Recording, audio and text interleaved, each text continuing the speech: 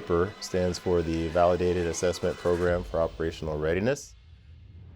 We want to make sure that the combatant commander has a fully trained, capable medical member that is trained interoperably with the Army and any other DoD assets or civilian assets that we're able to bring to the fight through the partnerships that we have at the VAPOR program. And if we can do that, the end state should be that we have somebody that's more confident, capable, ready to execute the mission that they're charged to do.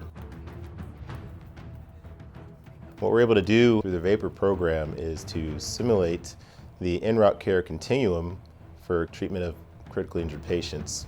Specifically, we can do that through our Role 1 through Role 4 and 5 simulation. For Role 1, what we're looking at here is the point of injury to initial care that's rendered for somebody that gets hurt out in the battlefield.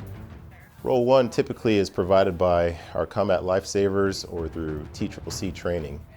And it's that first handoff to the initial access of definitive care. Once that care is rendered, depending on the severity of the injury that the patient has, they either will be returned to duty at that juncture or they'll be medically evacuated to a Role 2 facility for a higher definitive care.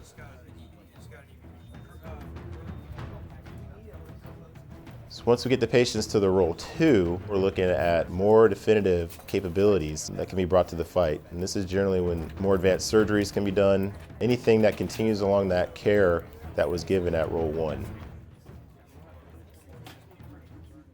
Also, Role 2 has the ability to hold on to patients for a definitive period of time. It can be anywhere from 24 to 72 hours.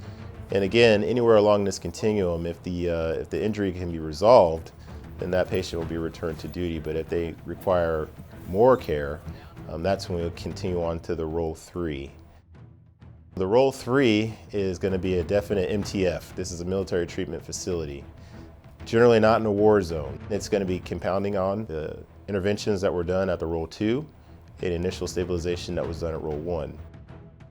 And at that point, that determination will be made should the patient need to, if they can be returned to duty from that point, or if they need to be returned to home station. If that patient gets moved in from back here to the continental United States, that's when we enter into the Role 4 and the Role 5 capabilities. The overall mission of VAPOR is to decrease the mortality rate of our combat patients on the battlefield.